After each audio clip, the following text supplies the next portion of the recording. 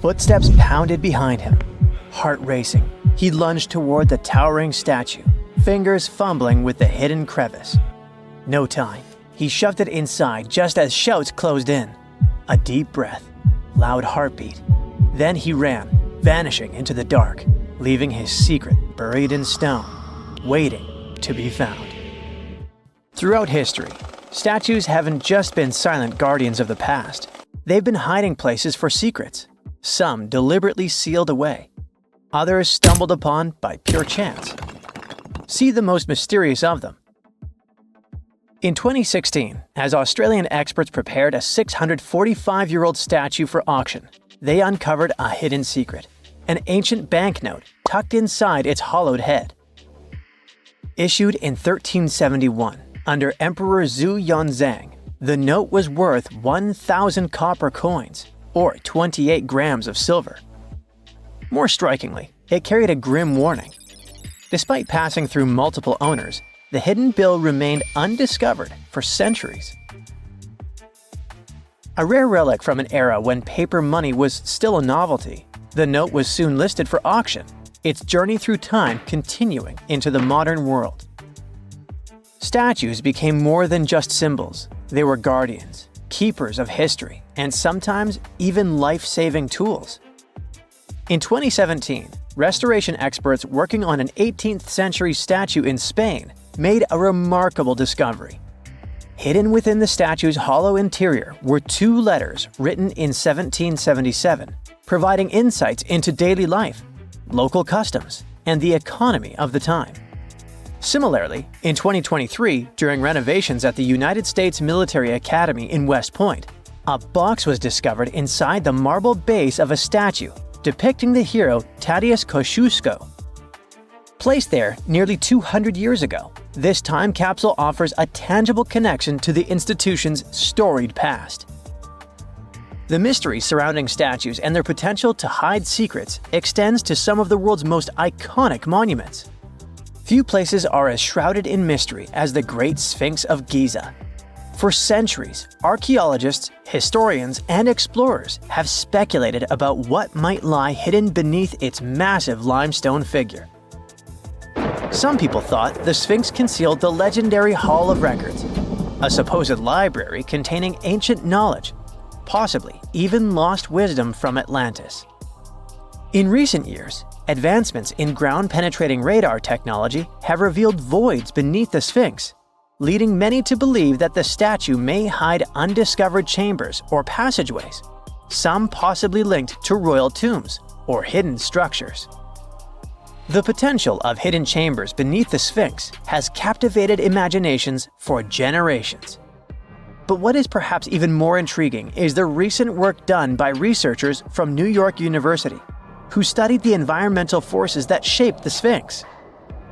After recreating ancient wind patterns, the researchers concluded that the Sphinx may have originally been shaped by natural erosion before humans further refined its form. Such revelations open up new avenues for understanding the monument's purpose, as well as the cultural and spiritual significance it held back then. The ancient Egyptians revered Sobek, the crocodile-headed god of power and the Nile, and often mummified crocodiles to honor him. These creatures were placed in temples or tombs as offerings to the gods or to ensure their safe passage to the afterlife. Recently, a group of researchers dove into an interesting study about a crocodile that received the mummification treatment from Egyptian embalmers. They used a CT scanner to uncover all sorts of fascinating details about how this crocodile met its maker and what happened to its body afterward. For the ancient Egyptians, animals weren't just pets, they were major players in their rituals, acting as a bridge between humans and the deities. Hawks, for example, were associated with Horus, the sun deity, since their flight brought them closer to the sun. Cats were linked to Bastet, the fierce and protective mother deity. Crocodiles were among the favorite animals for mummification. These reptiles were seen as symbols of Sobek, the lord of the Nile, whose presence announced the annual flooding that brought much-needed water and fertile soil for farming. In the past, studying such artifacts could mean damaging the mummy. But thanks to modern imaging techniques, the researchers were able to examine the crocodile while keeping it intact. X-rays and CT scans revealed that the crocodile's digestive system was packed with small stones called gastroliths, which crocs often ingest to aid digestion and maintain buoyancy. Amid those stones, they even found a metal fish hook and a fish. This suggests that large mummified crocodiles were likely caught in the wild using hooks baited with fish. This almost aligns with what ancient Greek historians wrote about life in Egypt. Almost because the Greeks believed that Egyptians used pigs to lure the crocodiles. So, as you've noticed, researchers and archaeologists use cutting-edge technology and meticulous hands-on work to uncover the secrets of ancient civilizations. The process begins with surveys using ground-penetrating radar and 3D scanning to detect hidden chambers, tunnels, or anomalies beneath the surface. Once a promising site is identified, careful excavation begins. Layers of soil and debris are removed slowly, ensuring that no detail is lost. The exhibition of Rijksmuseum in Amsterdam features a remarkable 15th century Tibetan gilt copper statue of Guhya Samaja Akshobhya. This figure, symbolizing the unity of opposing forces and a higher state of enlightenment, was previously unknown to the museum's collection. Recent examinations of this statue have revealed hidden relics and scrolls within its hollow structure, offering profound insights into the religious practices of the time. The exhibition showcases over 75 masterpieces from Asia, including the newly acquired Guhya Samaja Akshobhya statue, highlighting the intricate craftsmanship and spiritual significance embedded within such artifacts. In the heart of Verona, a secret lay hidden for decades within the bronze statue of Juliet. Sculpted in 1969, she became a symbol of love, touched by countless visitors seeking romance and luck. But beneath her worn surface, Juliet was silently guarding something extraordinary. Over time, tiny cracks formed from years of affectionate caresses. Through them, lovers slipped letters, whispered confessions, desperate pleas, and eternal promises. Some tossed in keys, sealing their love with padlocks and hiding the proof inside her hollow frame. In 2014, restoration experts made a stunning discovery.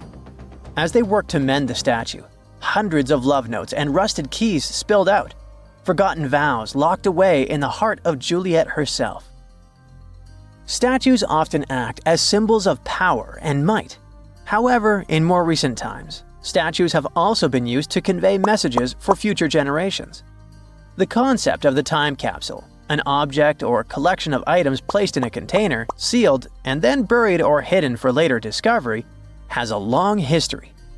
And in modern times, statues have served as the perfect vessels for these capsules, allowing people to communicate with future generations in a very tangible way.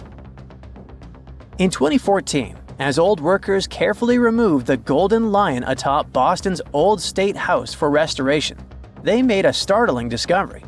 Something rattled inside its hollow head. A Boston Globe article from 1901 had once mentioned a hidden time capsule, but over the years it had faded into legend. Then, a sculptor's descendant unearthed a long-forgotten letter confirming the truth. Inside the lion's head lay newspapers, photographs, autographs, and letters from Boston's past. Messages sealed away for over a century. As the capsule was opened, it felt like history itself was holding its breath. The officials planned to continue the tradition, adding modern artifacts before sealing the lion's secret once more, until the 22nd century unveils it again. We don't know if they carry on with it, though. Advancements in imaging technology have allowed researchers to uncover hidden details within famous sculptures without damaging them. In 2014, restoration experts in Mexico made a shocking discovery while examining a 300-year-old wooden statue. Real human teeth were hidden beneath its serene face. The revelation came not by sight, but by technology. When preservationists took an X-ray of the statue, expecting to find structural details, they instead saw a perfect set of teeth embedded in the mouth. unlike other historic statues from the region, which sometimes contained real hair people donated to the statues. This discovery was completely unexpected. One of the most unexplored and mysterious places on Earth is located in plain sight. It's one of the most majestic monuments of humankind. The wonder of the ancient world hides a secret that scientists and archaeologists still can't solve. This is the Great Sphinx of Giza in Egypt. The huge sculpture of a lion with a human head was carved out of rock about 4,500 years ago. Scientists still don't know the exact date of its creation and are also unaware of who built it and what for. There are many assumptions and theories, but none of them has been confirmed. Most people have seen this majestic sculpture either in photographs or in reality, but almost no one knows what's hidden underneath it. The statue of the Sphinx was carved from a single piece of limestone. It was painted. The remains of color pigment on the surface prove this. In the distant past, the Sphinx looked much brighter and more colorful than what we see now. But even after thousands of years, its greatness hasn't diminished. And by the way, Sphinx is not the real name. It was invented by the Greeks about 100 years or more after its creation. Initially, the Egyptians called the statue Hor-em-Akhet. There are many legends and theories saying the Sphinx is there for a reason. It's like a watchdog that guards the tomb of the pharaoh and the secrets of ancient Egypt. These legends become more plausible when archaeologists discovered hidden entrances at the feet of the Sphinx. They believe that these secret passages are the beginning of the tunnels leading to the halls with treasures. You can find a lot of stories on the internet that claim the Sphinx hides the Hall of Records, a repository filled with ancient and secret knowledge. One of the main artifacts of this repository is supposed to be the records of the ancient mythical state of Atlantis. According to legends, the entire library from this city was moved under the Sphinx. The entrance to this library must be located next to the Sphinx's right paw. Many archaeologists tried to find this entrance, but came away empty-handed. Also, there are many images with detailed diagrams of the underground city that consists of a network of tunnels and chambers under the Sphinx. Someone says there are structures as tall as 12-story buildings hiding underground, but there's no evidence of this. Archaeologists, even after millennia, continue to explore the mysterious sculpture. At the same time, many Egyptians don't want to learn more about the Sphinx. They're terrified of awakening something supernatural. In 1998, scientists discovered tunnels leading to empty caves under the Sphinx. They found evidence of earlier excavations there. It's quite possible that someone managed to find the treasures and take them away. Some people believe Egyptians found some kind of artifact under the Sphinx that has the power of unknown advanced technologies. The artifact is so powerful that it can change the course of history. Of course, most theories are just fairy tales of conspiracy fans, but it's a confirmed fact that the Sphinx hides a system of caves and rooms. There are so many rumors surrounding the Sphinx that it's impossible to understand what's true and what's false. In any case, it's difficult and dangerous to study the sculpture because active excavations can destroy it. And then the entrance to the underground rooms can get blocked by rocks and lost forever. Also, further exploration requires a lot of money, and financing is not always easy to find. But the main reason? It's too risky. There's no guarantee that people will be able to get out of the underground labyrinths. For these reasons, scientists and archaeologists have been exploring this majestic structure for so long. Another famous architectural monument with a secret is Mount Rushmore in South Dakota. Everyone admires the images of the US presidents' faces carved into the rock, but few people know that there's a secret room hidden behind the head of Abraham Lincoln. The architect of Mount Rushmore wanted to carve slabs on the rock with the record of the main stages of the country's history. But his plan was too complicated to carry out. Then he was offered to implement it on a much smaller scale. to build a secret room inside the mountain. The idea was to save this knowledge so that future generations will always remember the history of their country. Unfortunately, the architect didn't have time to finish his work. The construction stopped for several decades. But in the late 90s, the project was resumed. Porcelain enamel panels depicting the history of the US were placed in the room. It's possible that these plates will be stored there forever. But people can't see them, at least for now. The room is inaccessible to tourists as it's too difficult to get inside. Another secret room is located in the Empire State Building. More precisely, it's not even a room, but a place where you can take cool photos. Almost all tourists gather on the observation deck of the 86th floor to enjoy a stunning view of Manhattan.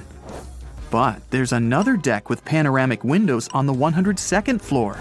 There are way fewer people there because almost no one knows about that place. Fortunately, access to this deck is open to everyone. You probably won't have to wait in line for a long time to take a photo. You'll feel special because you're in such a secret place where there are almost no people. But the coolest place is even higher, on the 103rd floor.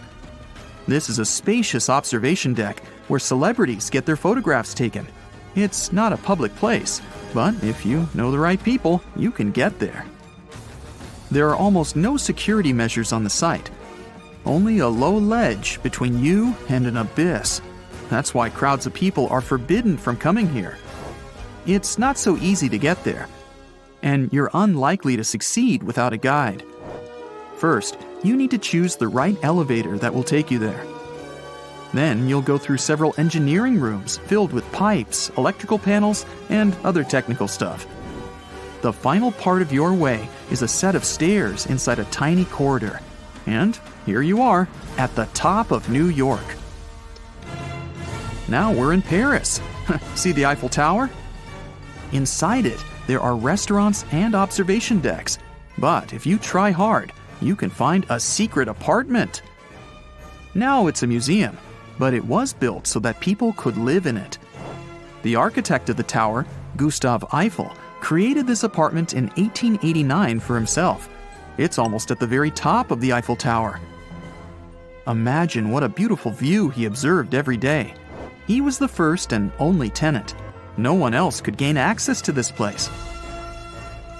When the architect passed away, the apartment remained empty for a long time.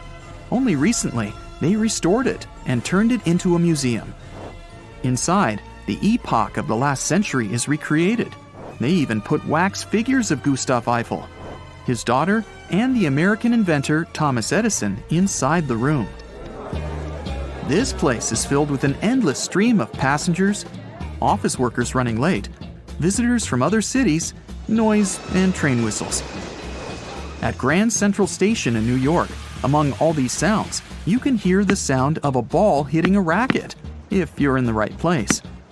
A real tennis court is hidden inside New York Central Station. It belongs to a tennis club that arranges corporate games for employees of many companies. The club was opened in the 60s. Now we're moving to London, Charing Cross Road. It isn't easy to find one secret place here. To do this, you need to look carefully at your feet.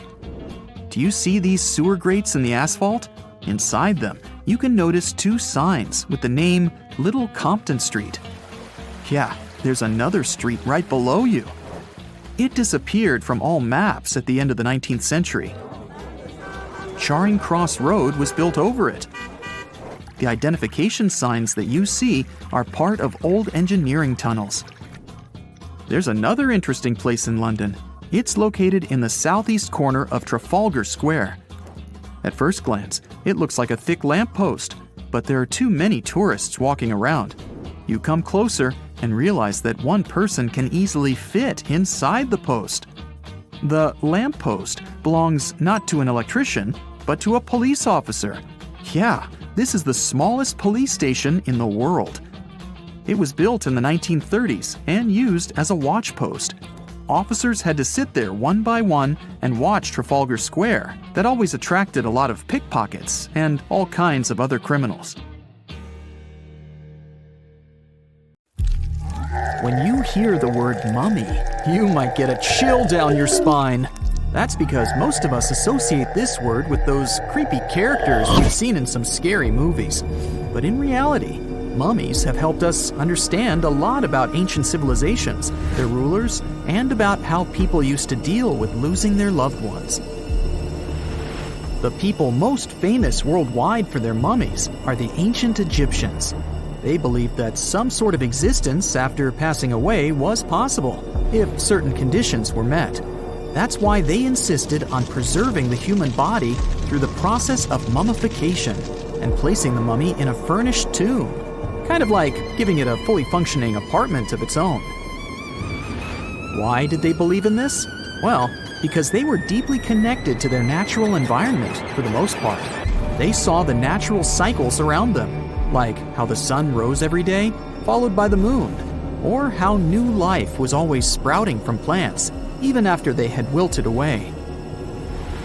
They also believed that the powerful spirit Osiris, who represented the cycle of passing away and resurrection, played a role in this process. To prepare for the afterlife, the ancient Egyptians followed certain rituals, like mummification, which involved using materials like honey, resins, and incense to preserve the body.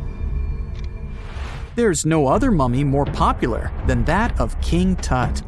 He was a young pharaoh who ruled over 3,000 years ago in Egypt. The problem with discovering ancient royal tombs is that most of such burial sites were previously robbed. People knew ancient rulers had been left with many valuable belongings, so those locations became vulnerable to thieves. When King Tut's tomb was opened in 1922, people were excited because it had not been robbed, like many other previously discovered royal tombs. That's how well hidden it was. Inside, his mummy was encapsulated in a total of 3 coffins, including one made of gold.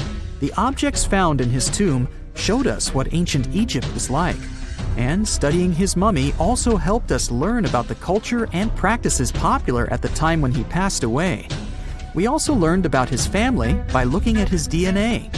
Scientists were able to discover that he had had a disease called malaria and a problem with his foot that might have made it hard for him to walk. Ramses II was another pharaoh in Egypt who ruled for 68 years, which was quite a lot back in the day. He was known for his expansion campaigns and building projects. Many objects from his time as a ruler still exist today, including a large statue of him. Ramses II was about 6 feet tall and lived to be about 90 years old. After looking at his mummy, scientists concluded that he may have had a medical condition that affected his spine. Now, remember those thieves I mentioned before? They are probably the reason why Ramses II ended up in a plain coffin in a secret collection of royal mummies at Deir al-Bahari, which was rediscovered in 1881. Thankfully, archaeologists were able to identify him because his journeys had been recorded on his wrappings. The process was really tedious too. In fact, in ancient Egypt, the mummification process could take a staggering 70 days to complete.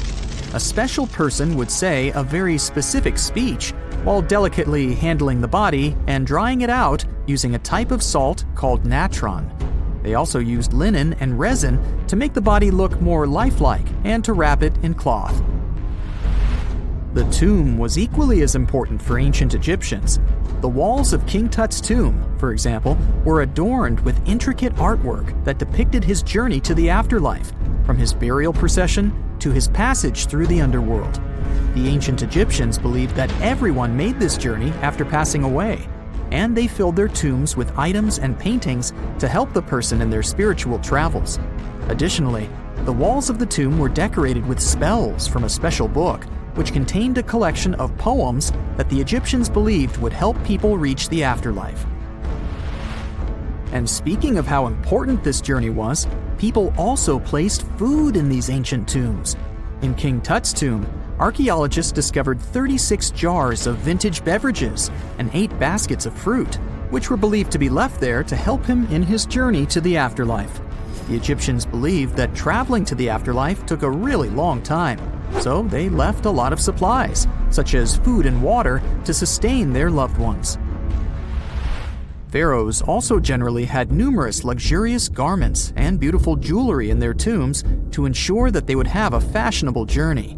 These items included various types of linen clothing, such as tunics, scarves, gloves, and headdresses, as well as a lot of gold jewelry with precious stones, like bracelets, buckles, pendants, necklaces, rings, and even precious depictions of insects for protection.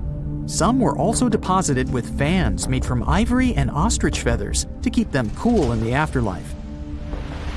Some ancient rulers were even placed in their forever apartments along with boats.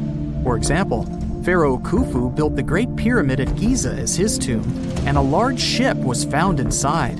King Tut, however, was buried with multiple boat paddles, but no actual boat.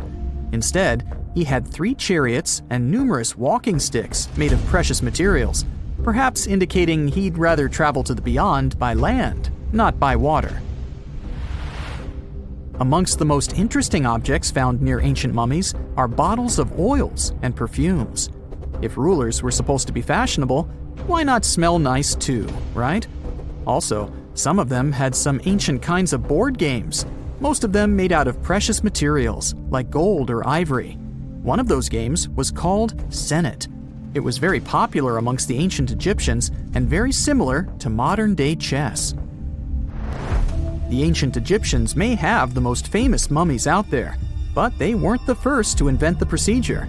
In fact, it all started in South America with an ancient civilization named the Chinchorro. As far as we know today, these people were the first to mummify their loved ones that had passed away. They did it somewhere around 2,000 years before the Egyptians started their own rituals. Sure, we can tell a lot about ancient rulers by studying these mummies, but until recently, we had no idea what they really looked like during their lifetime. Not so long ago, though, some very special mummy paintings were found by archaeologists studying ancient Egyptian objects. These mummy portraits are highly detailed paintings of individuals that were made while they were still alive. Such paintings were often painted on wood, as opposed to the classical portraits we all know about, which are painted on canvas. They are known for their realism and beauty, and have even been used by researchers to diagnose diseases by comparing them to the corresponding mummies. Some of these portraits also include depictions of jewelry, which was later found on the mummies. The recent discovery of these mummy portraits in Central Egypt is significant, as it marks the first time in over a century that such paintings have been found. Mummies appeared all around the world naturally, too. Mummification can occur without people intervening because of natural conditions, like extremely cold or hot environments, places with a lack of oxygen, or accidental exposure to chemicals that preserve the body. These conditions don't allow bacteria to grow, resulting in the body remaining more or less intact. Famous Otzi was one of these mummies. We know today he was a man who lived around 5,000 years ago in Europe. But upon his discovery in the Alps in 1991, Austrian authorities initially believed that he was a modern mountaineer because of how well preserved the body was. However, after the Iceman was removed from the glacier, it was determined that he was actually from the Copper Age.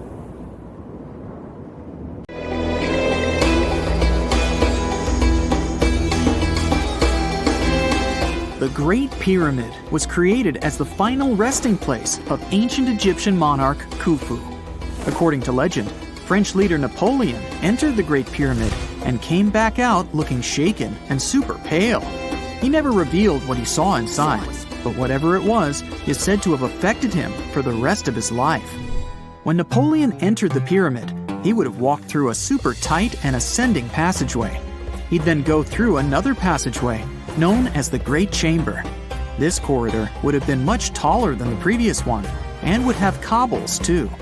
He'd then reach the King's Chamber, the centerpiece of the Great Pyramid, which was lined with huge blocks of granite. But it wouldn't have looked as grand as we might imagine. There are no hieroglyphics decorating its walls, as Egyptians only began decorating the burial chambers of pyramids much later on. The pharaoh's tombs deep inside the pyramid would have also been filled with treasures, from chunks of gold to the world's most expensive jewelry. But this would have all been looted a long time ago.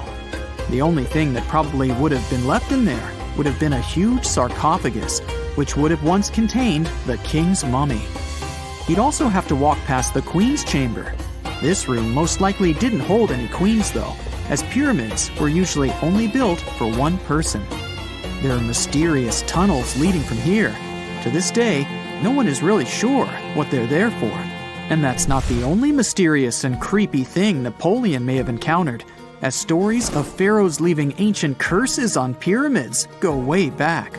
Many pyramids had warnings written on the outside, telling of horrifying things that would happen to those who entered and disturbed the peace. We might not know what exactly Napoleon found in the Great Pyramid that scared him so much, but we know for sure what was found in Tutankhamun's tomb. Tutankhamun was an ancient Egyptian pharaoh who was only 8 or 9 years old when he took to the throne. He became a cultural phenomenon when his tomb was discovered almost completely intact in 1922. His pyramid sits in the Valley of Kings in Thebes, modern Luxor, which is in Egypt. Unlike the Great Pyramid, Tutankhamun's tomb was covered in beautiful wall decorations. The walls told the story of how he would travel to the afterlife through the underworld. Egyptians believed all people would have to take this journey, so they would fill their tombs with objects and paintings to help them get there. There'd also be spells painted on the walls. They believed this would help people pass over to the next realm. The journey would be pretty long, and for that reason, the ancient Egyptians would also fill the pyramids with food. Tutankhamun's pyramid was filled with 8 fruit baskets. They even found something called gingerbread fruit in there. The rooms were jam-packed with furniture, statues, clothes, and staffs, amongst a whole bunch of other things. You'd likely find a lot of clothes and expensive jewelry in the pyramids as well. The ancient Egyptians wanted their ancestors to travel in style to the afterlife. They put Tutankhamun in his final resting place with over 50 pieces of clothing, all of the highest quality. There were tunics, scarves, gloves, and headdresses, and a ton of jewelry.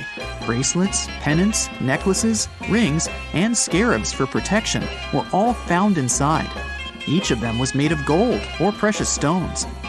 There were also fans made of ostrich feathers to keep the old pharaoh cool in the hot Egyptian sun.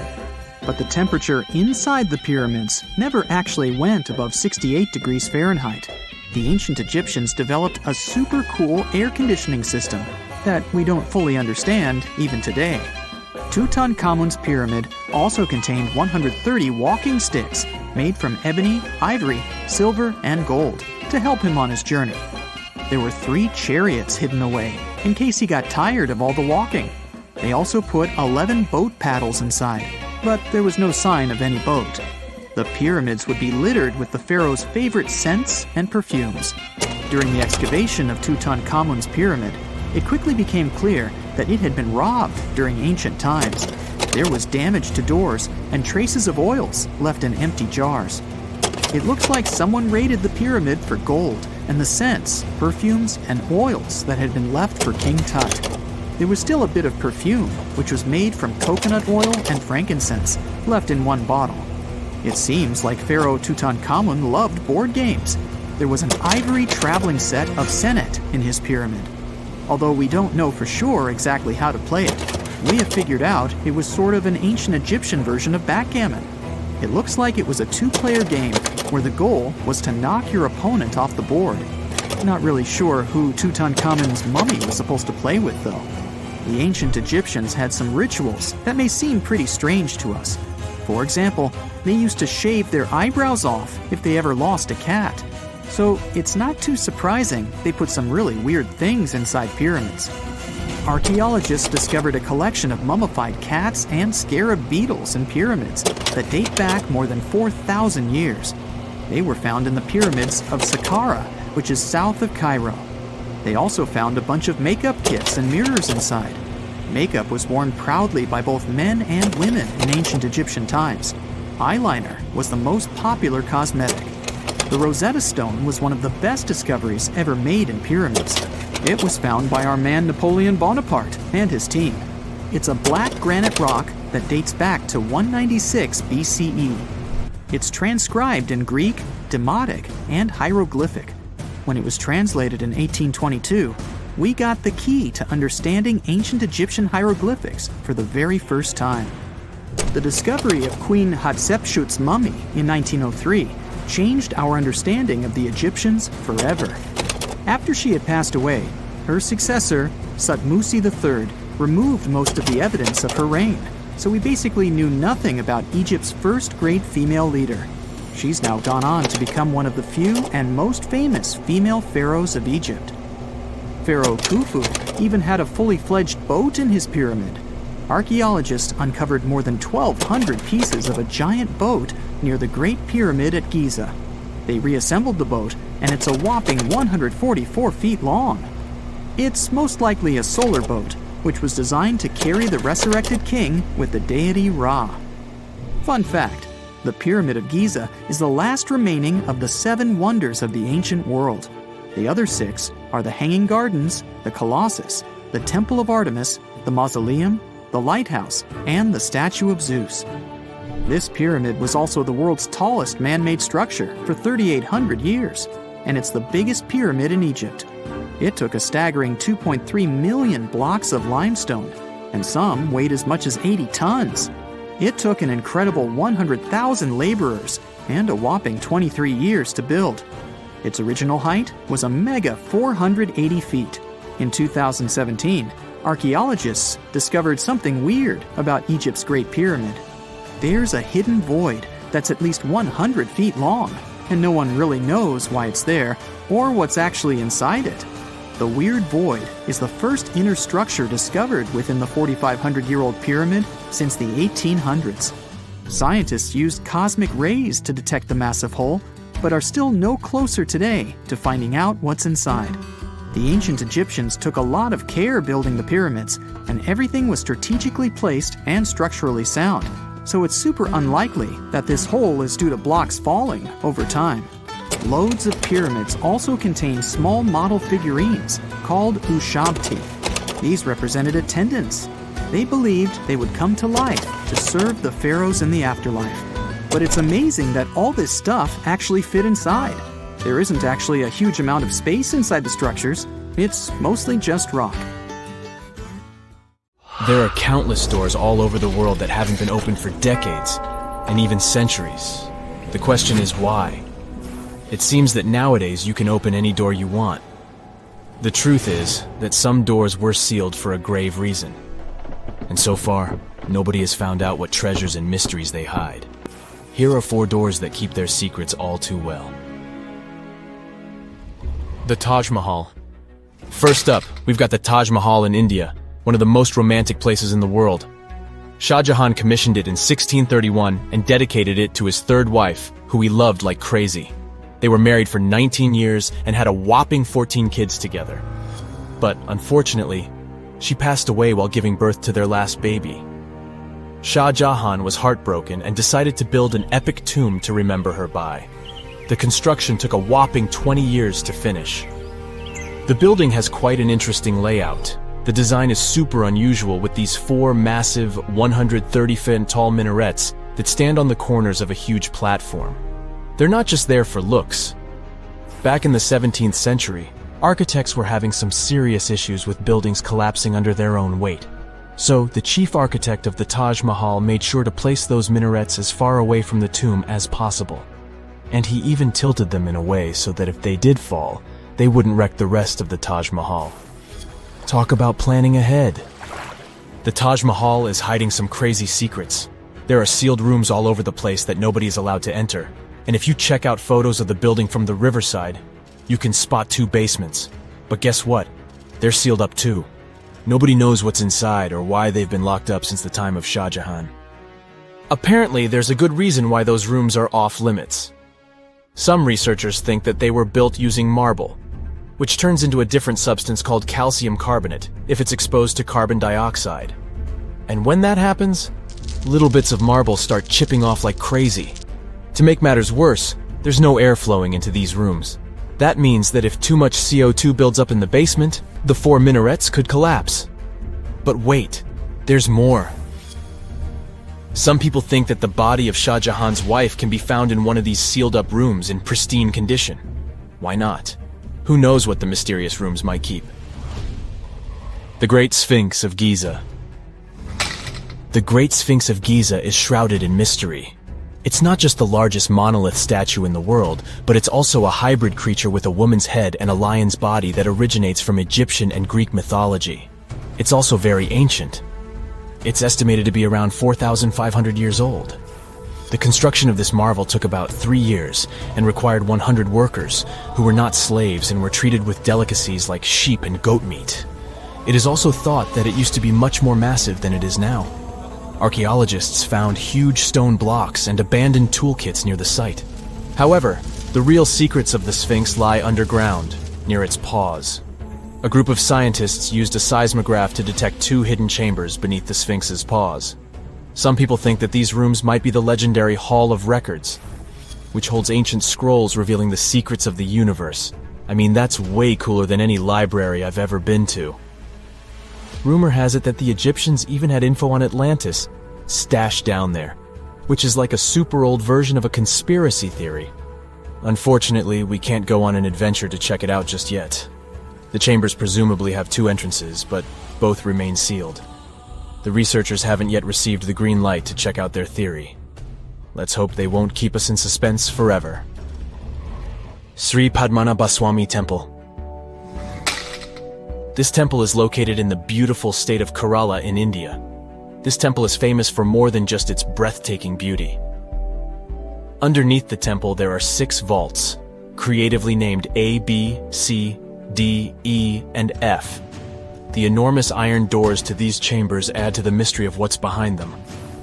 A few years back, the authorities decided to open these vaults to the world, but it wasn't an easy task. You can't just open the doors and enter the vaults. It required a lot of work. It took them a while, but finally, in 2011, they opened 5 of the 6 chambers. And guess what they found? Tons of treasure. Bags of gold, precious gemstones, and priceless diamond jewelry. The estimated worth of everything found in the vaults is a whopping $1 trillion. It's like the temple was the real-life inspiration for Aladdin's Cave of Wonders. But wait, I said 5 of the 6. What happened to the last one? Vault B has remained closed, but not for lack of trying. They simply didn't manage to open it. There is even a belief that it's fatally cursed. Legend says that only a saint or sage can break the curse by chanting a specific mantra. But no one has been able to do this yet, presumably because we don't have saints or sages at our disposal.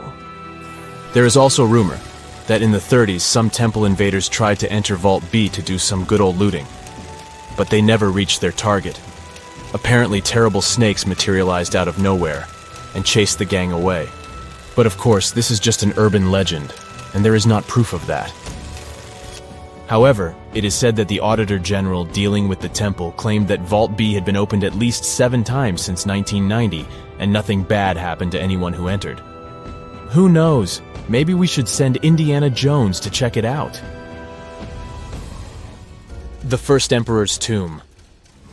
Deep under a hill, completely undisturbed and surrounded by dangerous traps, lies an ancient 2,000-year-old tomb. It belongs to Qin Shi Huang, the first emperor of China. He was born in the Qin state and became king when he was just a boy.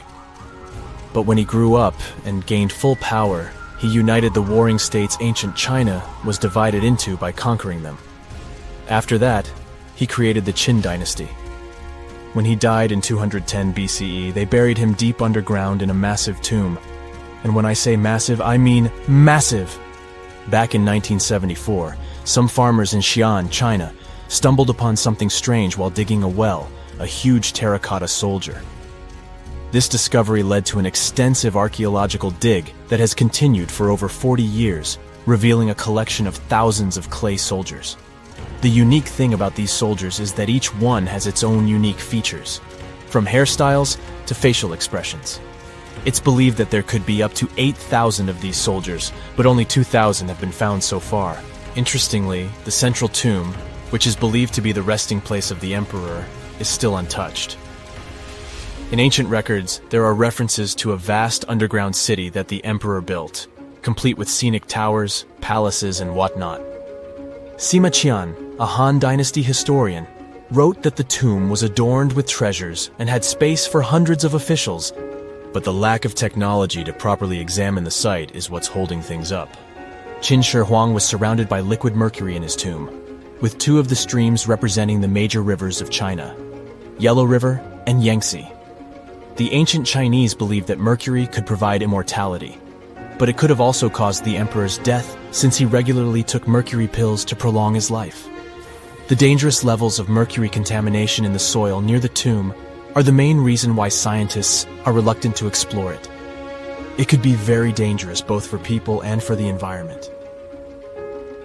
Now, if I had to choose which door to open, I'd probably go for the one that doesn't lead to a tomb surrounded by poisonous mercury. Call me crazy, but I'd like to avoid any potential health hazards. Hey, I bet you didn't know that trees used to grow in the middle of Egypt's barren, sun-roasted Sinai desert. It's true. If you can't picture it, I don't blame you. But archaeologists have recently stumbled upon a tree-lined boulevard. Yep, an actual green avenue leading to a massive ancient fortress. No, this isn't some mirage or an overactive imagination, although I do have one. But it's turning our ideas of ancient Egyptian desert life upside down. Let's rewind a bit. The site in question is called Tel Abu Saifi, located in the northern part of the Sinai Peninsula. For a long time, it was known as a dusty archaeological footnote, the home of ruins from the Ptolemaic and Roman periods. You know, the era after Alexander the Great swaggered through Egypt and the Roman Empire called dibs. But recently, Egypt's Ministry of Tourism and Antiquities decided to give it a fresh dig.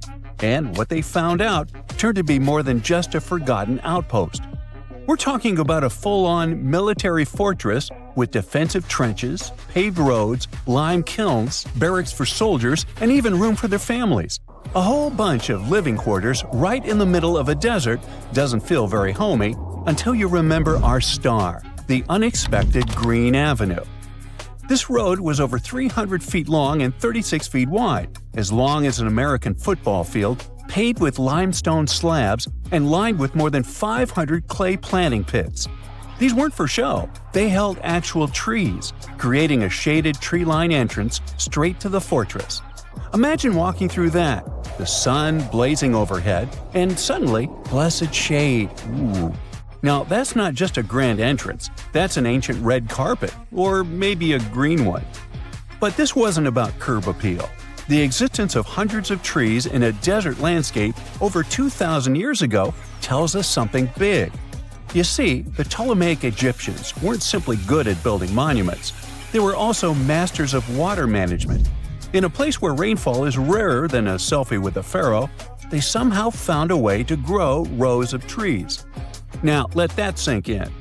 To irrigate that many trees in a desert, they must have had a sophisticated irrigation or water transport system, something capable of moving and distributing water efficiently in this harsh climate. Maybe they channeled groundwater, or maybe they captured seasonal rain, or maybe ancient sprinkler systems. Okay, maybe not that fancy. But still, it's clear they were ahead of their time. Here's the thing, we already know the Egyptians mastered water control.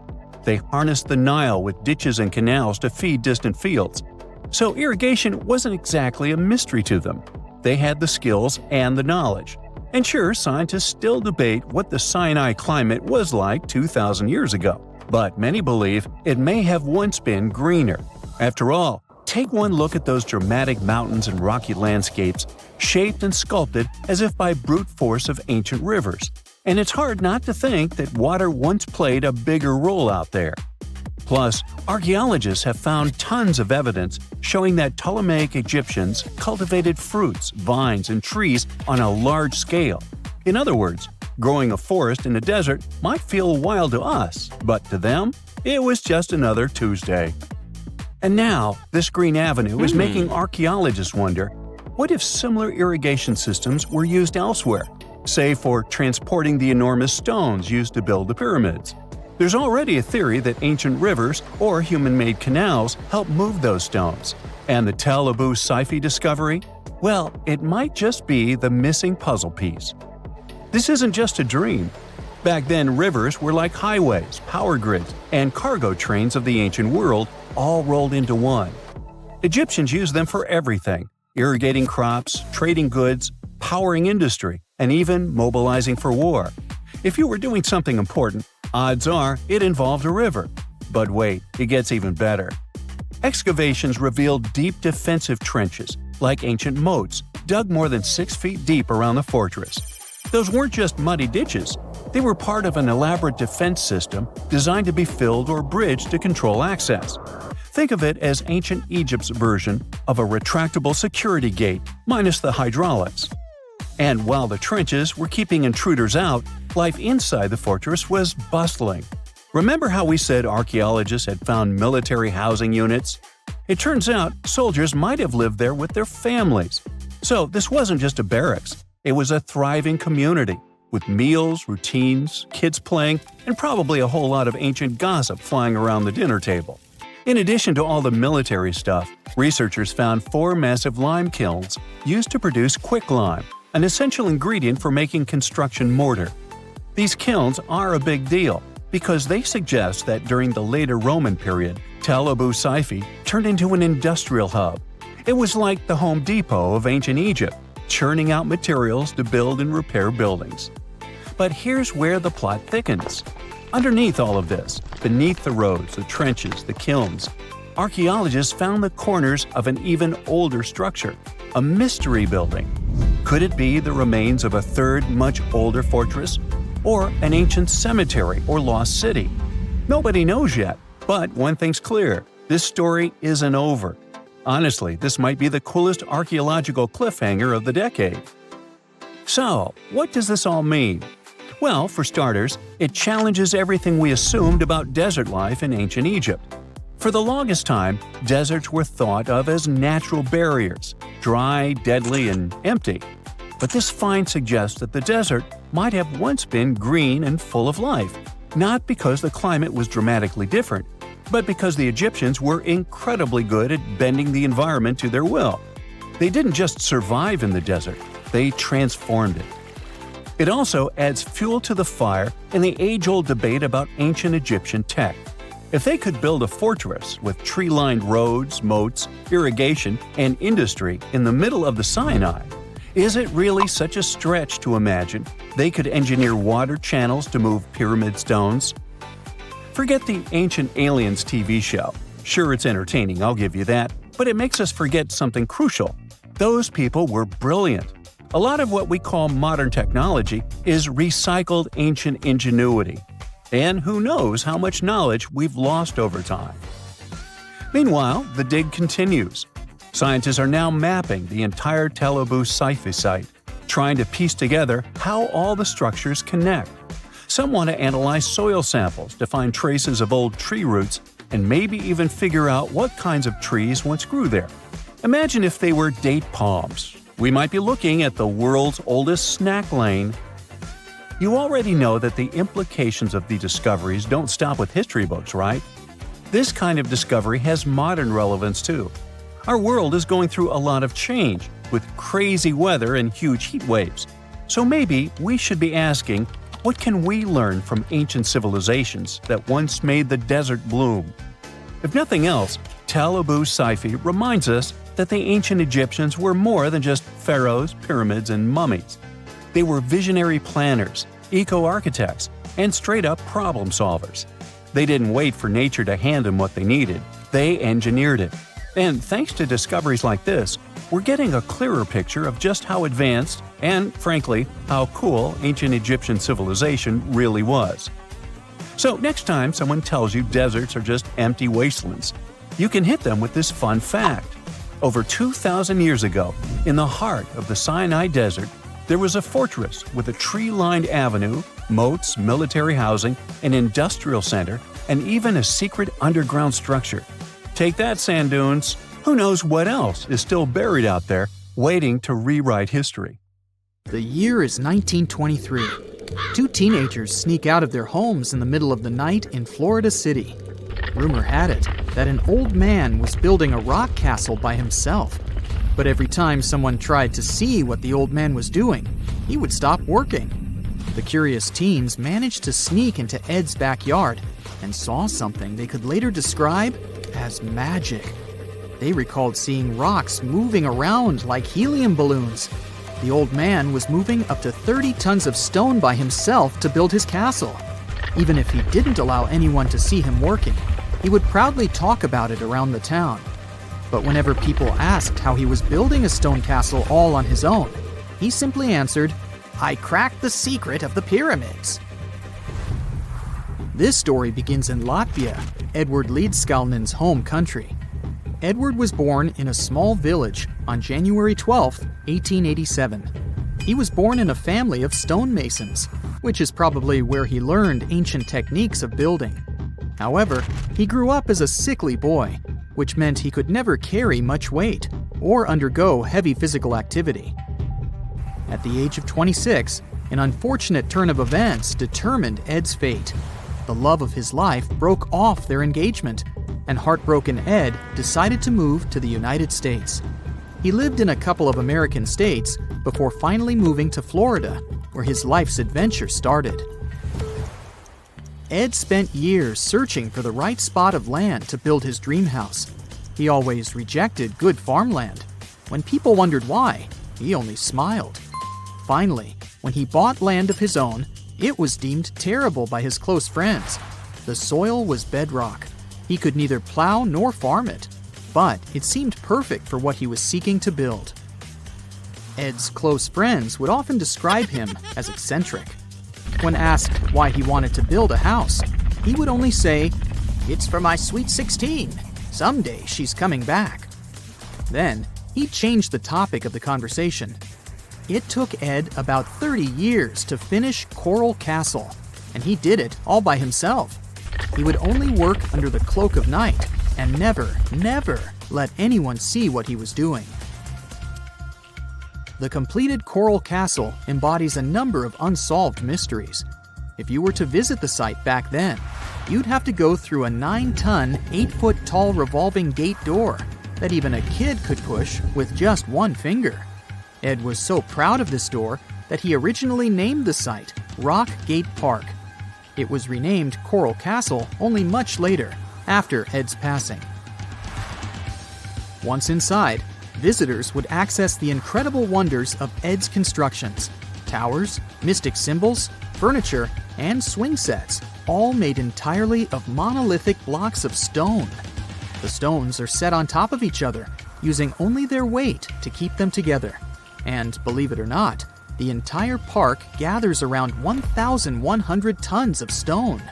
Today, if you visit Ed's living quarters, you'll even see the simple instruments he used to construct all of this: chisels, hammers, ropes, and pulleys. The type of work he did is difficult even with modern-day equipment, let alone without it. Coral Castle's main mystery lies in how Ed managed to do it. The only photograph of Ed Leedskalnin at work shows a simple leverage structure of a chain hoist attached to a wooden tripod. The tripod was made of old telephone poles with a small wooden box on top. What was in the box is, of course, a mystery. Unfortunately, he took his secrets with him, not sharing the truth of his work with anyone else. Yet, not all is lost, as there are many theories and speculation surrounding what could have happened there. One theory says that there is a harmonic grid inside the Earth's surface, something that would create anti-gravity spots around the globe. It's believed that Coral Castle was built in such a spot. This could explain why it took Ed so long to find land that pleased him. Maybe what he was looking for was a place that allowed him to experiment with anti-gravity forces. Yet, whenever Ed talked about his work, he would say he understood the laws of weight and leverage, and, sure thing, that he had cracked the secret of the pyramid builders. And what secret is that, you might ask? According to Ed himself, it has to do with magnetism. He even published a pamphlet called magnetic current. There, he explains that every object has magnetic particles inside of them. A person just needs to understand where they are located inside such objects. This way, objects can be lifted and moved around without much effort, just like moving something heavy underwater. Researchers say that if we assume Ed Leedskalnin and the pyramid builders used the same technique, then it would only have taken 4,700 workers to build the Great Pyramid of Giza, instead of the 20,000 to 100,000 that is currently estimated. But this story just keeps on getting more and more mysterious. In the late 1920s, Ed was finishing the construction of Coral Castle in Florida City. Rumors about his work had spread around town. People said Ed was hiding a stash of money somewhere in his living quarters. One night, a group of men waited until Ed was alone and broke into the castle to rob him. They couldn't find the money and, luckily, didn't harm Ed. But in the following days, he decided that it was best he moved out of that land. Of course, he took more than his toothbrush along with him. Ed decided to move the entire Coral Castle to another land, 10 kilometers away from where he had built the park. Legend says he hired a truck driver and asked him to swear secrecy about what Ed intended to do. He asked the driver to look away while Ed loaded the truck by himself, moving all of the rocks without any help. With the truck loaded, Ed and his castle moved to Homestead, Florida, where the park is located until this day. In 1986, a group of engineers from Florida University was called to try to fix the park's gate entrance, the 9-ton revolving door that Ed was so proud of. They arrived with plenty of modern-day equipment, including a 20-ton crane. When the engineers took the door down, they noticed that Ed had used a strange circular stone at the bottom of the revolving door. The engineers couldn't understand how this frisbee-sized rock could withstand 9 tons of weight without breaking into pieces. They sent the rock to the geology department at the University of Florida, but the geologists simply returned the rock, saying they couldn't find a match of this rock in their databases. They couldn't determine its origin. The engineers put the 9-ton gate back into place, trying to use other techniques. At first, it didn't work without the base rock Ed had originally used. So, they had to cut the gate rock to make it work as a revolving door once again, proving that modern-day technology couldn't replicate what Ed had done single-handedly. Fast forward to 2011, and another man claimed to have cracked the code of the pyramid builders and Ed Leedskalnin himself. Wally Wallington, a retired construction worker from Lapeer County, Michigan, has managed to build using similar techniques to those used by Ed. Wallington is known for having built his personal Stonehenge in Michigan. He is said to have used simple machines, such as levers and counterweights, moving around multi-thousand-pound concrete blocks. Unlike Ed, Wallington has shared his techniques with the public. Multiple videos are showing the clever engineering he built from very simple materials. It sure is impressive. The man has moved his entire barn into another property just with the help of simple tools. However, there is no way to prove that these were the same techniques used to build Coral Castle. To this day, the secrets of Coral Castle haven't been unraveled. But hey, we can always keep trying to solve it. Something strange is lurking beneath the sands of Giza, and scientists have no idea what it is. Archaeologists just found a hidden structure near the Great Pyramid using advanced ground scanning technology. What's inside? Nobody knows, but excavations are already underway. The Great Pyramid of Giza is one of the most famous monuments on Earth, but it doesn't stand alone. It's surrounded by an ancient necropolis, a massive royal graveyard filled with tombs and monuments. They belong to pharaohs, nobles, and other high-ranking officials. Most of these tombs are above the ground. They're called mastabas, rectangular, flat-roofed tombs built from limestone or mud brick, and they've been studied for decades. But from old movies, we know that these weren't simple graves. They have deep vertical shafts leading to underground burial chambers, where the past was sealed away for eternity. And recently, archaeologists found one curious empty space in the cemetery, a completely unexplored patch of ground. No mastabas, no visible ruins, nada. For years they ignored it, but between 2021 and 2023, they decided to investigate. They didn't dig though. Instead, they used a technology that kind of acts like X-rays for the ground. These radars let scientists see the secrets hidden there. And there was something hidden beneath the sand, something deliberately buried and forgotten. A two-part underground structure. One part was shallow and L-shaped. It's about 33 feet long and buried just 6.5 feet deep. But below that, a deeper, more mysterious anomaly, a structure completely different from anything else in the area. They called it a highly resistive anomaly, which means it's dense and solid, likely made of stone, sand, or even metal. And still, no one has a clue what's inside it. Now, it's clear that humans made the L shape. It wasn't formed by nature. And the shallower structure might have been an entrance to whatever is hidden below. But they only have some theories about what might be hidden there. It's also filled with sand and gravel. It was probably deliberately backfilled after its construction, perhaps to preserve this. Why? Well, we don't know yet. The archaeological team will need to excavate to understand what exactly this thing was and why it was built. The first guess is a lost burial chamber.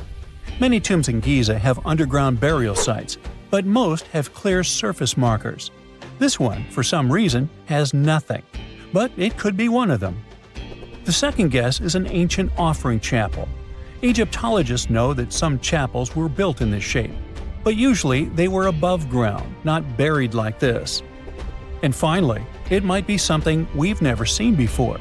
If this turns out to be a new type of structure, it could rewrite what we know about the burials of pharaohs. The only way to know for sure is to dig it up. And that's exactly what's happening right now. Excavations are already underway. Archaeologists are racing against time to uncover the truth. But there's a real danger there too. Giza's fragile ancient structures need to be handled carefully. Otherwise, they could be damaged beyond repair. So all we can do is wait for the truth.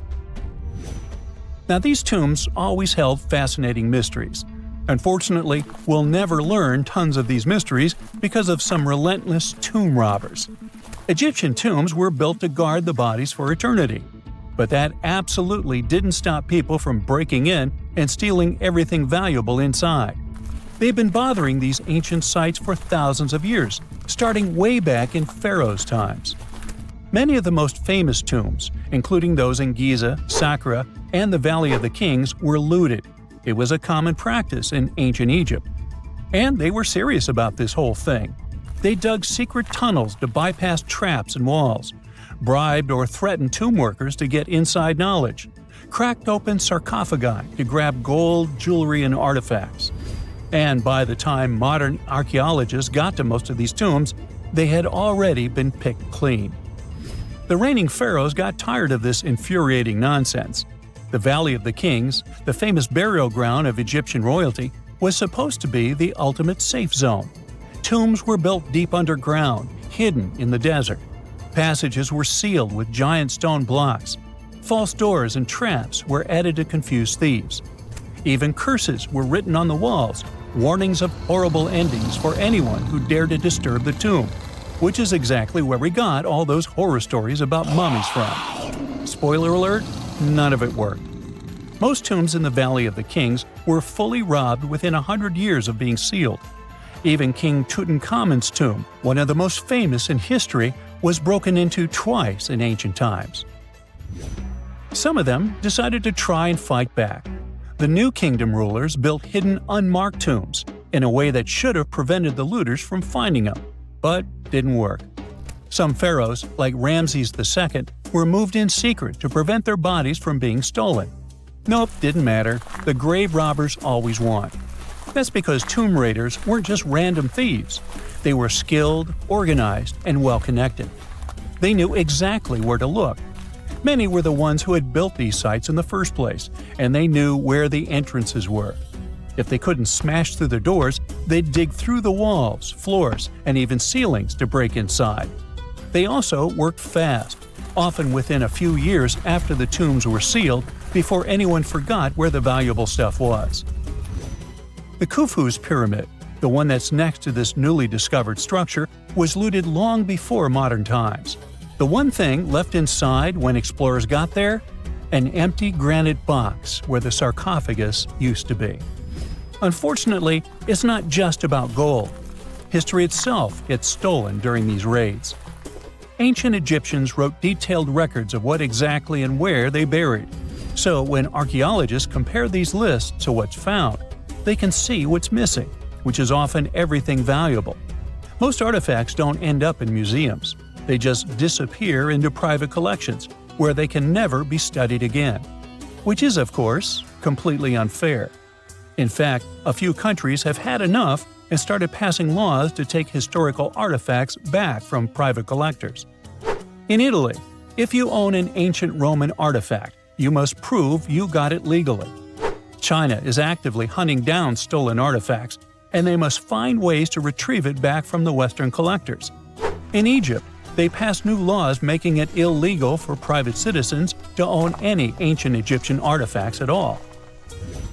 Other countries, like the US, the UK, Germany, or Switzerland, are completely fine with rich guys owning their history.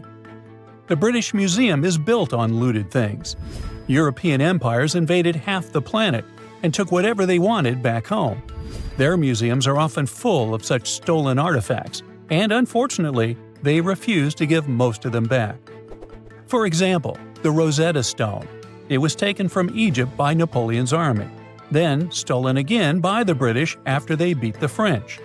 Egypt has been demanding to return for years, but they still can't get it back. Or the Parthenon marbles. These magnificent, massive Greek structures were taken from the Parthenon in Athens by a British lord in the 19th century. Greece has been begging for them back ever since, but the UK doesn't feel like it. Not to mention tons of Mesoamerican artifacts scattered in various museums across the world.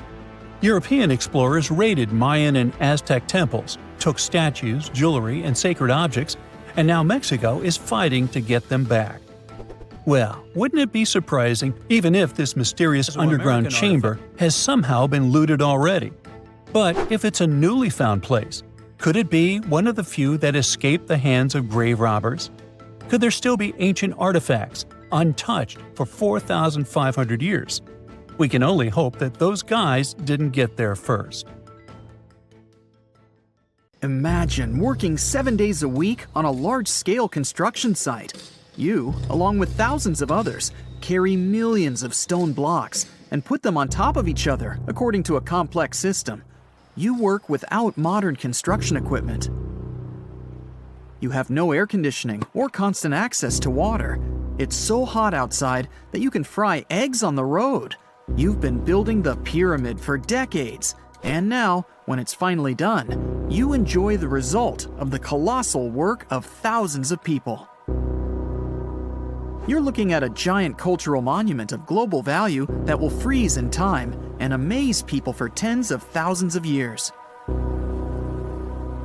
A few thousand years have passed.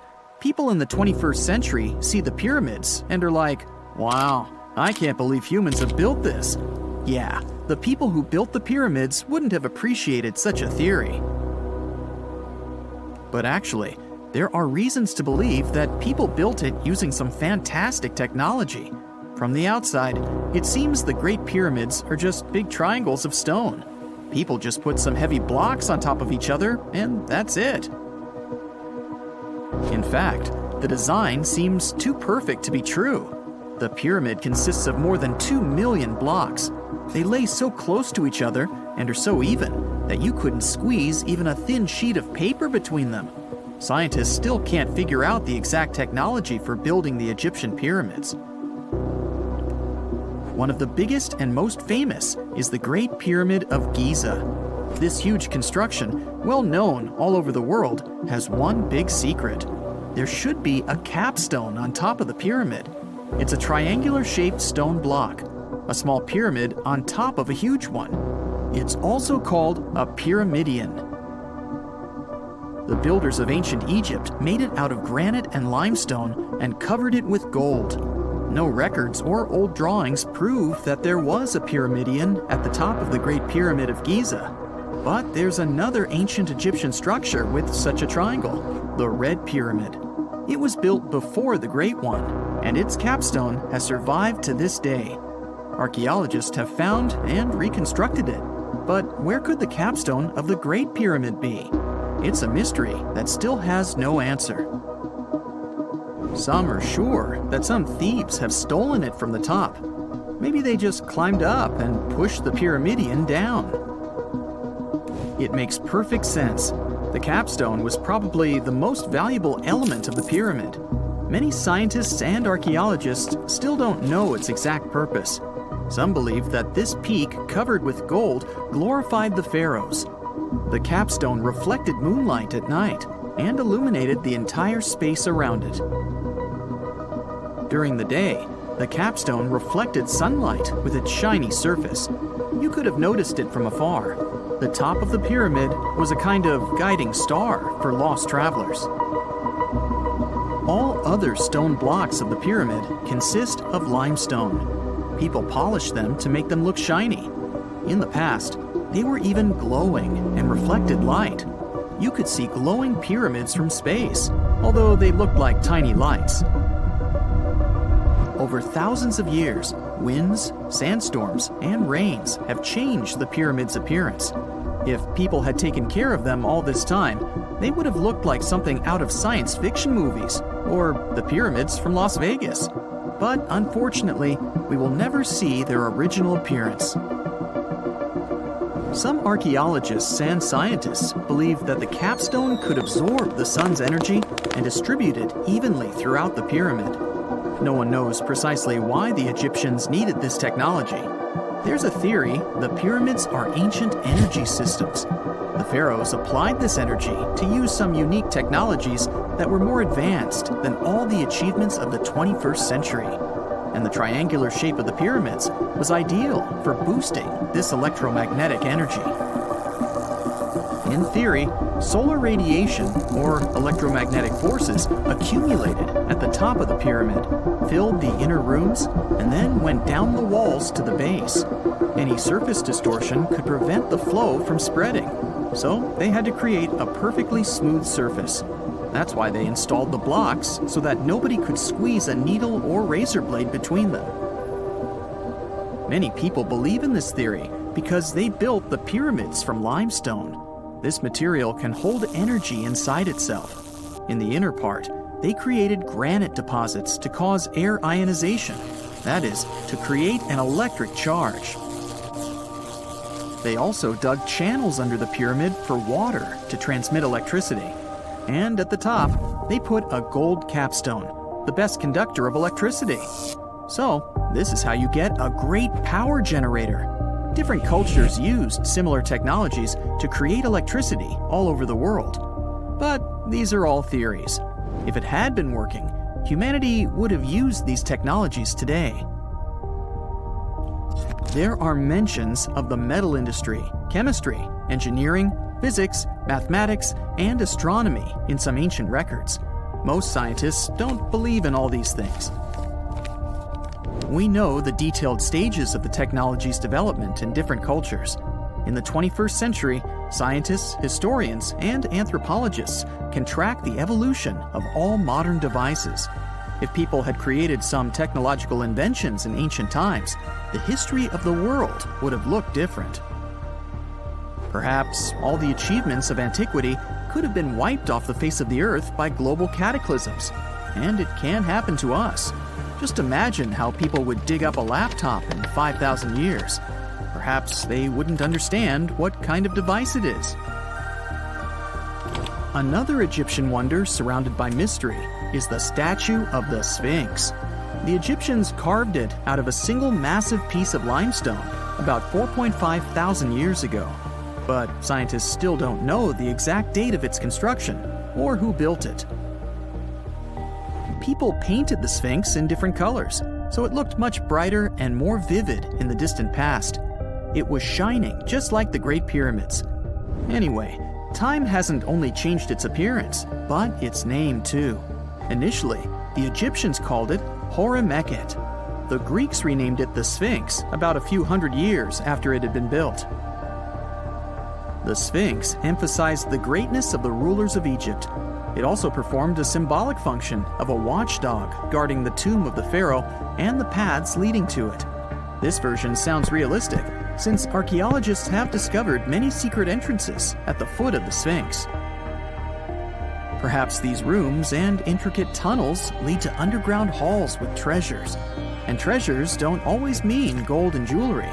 According to legends and theories, the Sphinx guards the Hall of Records, the storage of all humankind's knowledge. The information about the ancient mythical state of Atlantis could be there.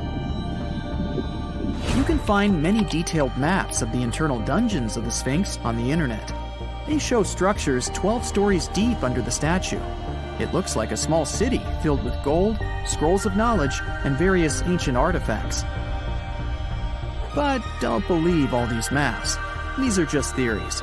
Several thousand years have passed, but people have very little information about it. Archaeologists know that there are still many strange and exciting things about the Sphinx that are still undiscovered. Some locals are afraid to research because they believe they can awaken something terrible from the underground depths. Therefore, it's mostly scientists from other countries who conduct the excavations. In 1998, scientists discovered strange tunnels leading to empty rooms under the Sphinx. They realized that some people tried to get there through tunnels in the past, and maybe those people took all the treasures that were there. One of the legends says that some powerful artifact lays beneath the Sphinx. Its technology can change the whole world, but the locals are hiding it because it can damage the planet.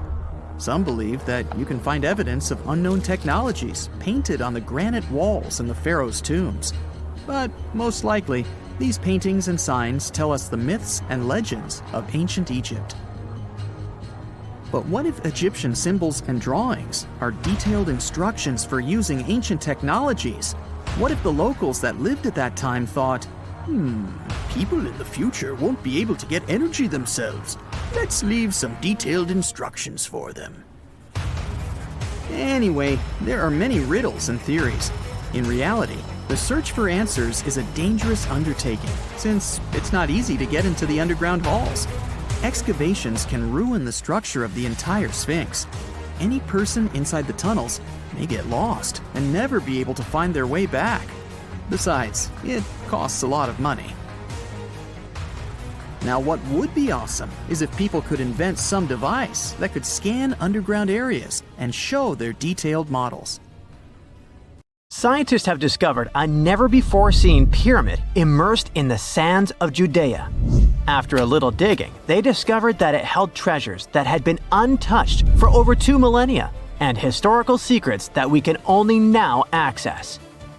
At the Zohar Fortress site, 2,600 feet above the Dead Sea, archaeologists were searching for manuscripts that would provide new information about the history of the site. The excavation was originally part of a long-standing campaign launched by the authorities.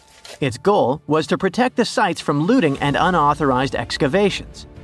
What they didn't expect was to find a pyramid-shaped structure built on top of a hill, made of hand-cut stones, each weighing hundreds of pounds. At first, the experts thought it was just a tomb, but they soon noticed the shape of the original walls and understood that the mound was a construction. They immediately realized that someone had dug into the top of the structure, probably looters who had spotted something valuable there. Luckily, most of the structure was still buried in sand, so the most valuable finds were hidden from sight. In the first week of excavation, volunteers found fragments of papyrus, bronze vases, and even ancient furniture, which were exceptionally well preserved. The desert climate had been a great ally in preserving those artifacts over the millennia. With little humidity in the air, mold cannot form. So, organic materials such as wood and fibers are protected from cracking and deformation. Hypotheses suggested that the pyramid had been built during the First Temple period. However, new discoveries have shown that it's more recent, from the Hellenistic period. Considering this and the fact that the structure dates back 2,200 years, It's believed that it probably appeared shortly after the death of Alexander the Great, the famous ancient Greek king of Macedonia. At that time, his generals divided the former Seleucid Empire. Ptolemy took control of Egypt and the surrounding regions, including the Dead Sea area, while Seleucus took control of the north, which is now part of the Middle East. It's still not known for sure whether the pyramid was built under the rule of the Ptolemaics or the Seleucids. Both Ptolemaic coins and coins from the Seleucid kingdom have been found at the site. Even so, many scholars believe it was built when the region was under Ptolemaic control. Evidence also suggests that the building, despite its longevity, collapsed at some point. But that's not why it was abandoned by the ancient Egyptians, which begs the question of what purpose it was built for. Some believe it was used as a tomb due to its picturesque location on top of a hill.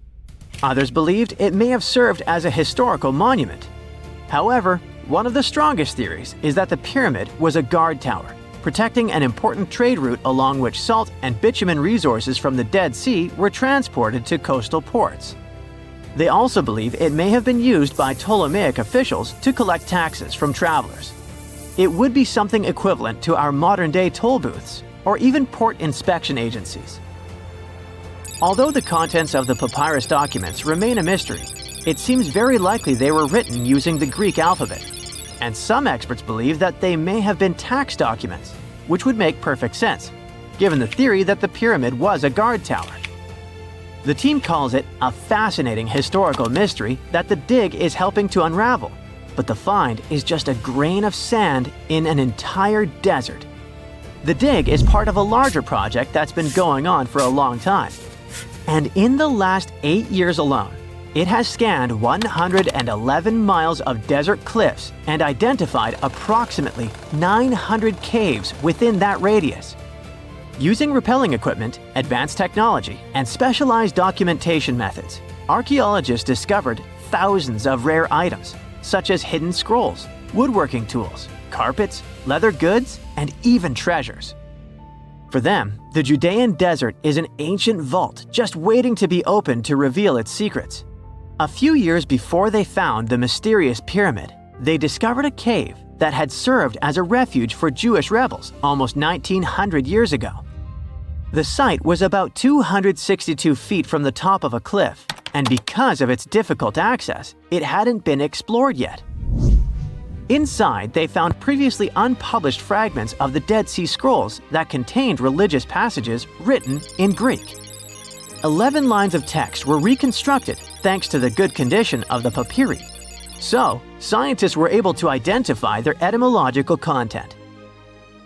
Probably the best thing, there was no problem with preservation. Thanks to the dry and hot conditions of the desert, the artifacts were in impeccable condition. And there were other historical treasures there. The teams found rare coins, a partially mummified skeleton over 6,000 years old, with skin, tendons, and even strands of hair. There was also a giant basket made of plant fibers, considered the oldest in the world, more than 10,000 years old. With a capacity of up to 26 gallons, it was made about 1,000 years before the invention of ceramics.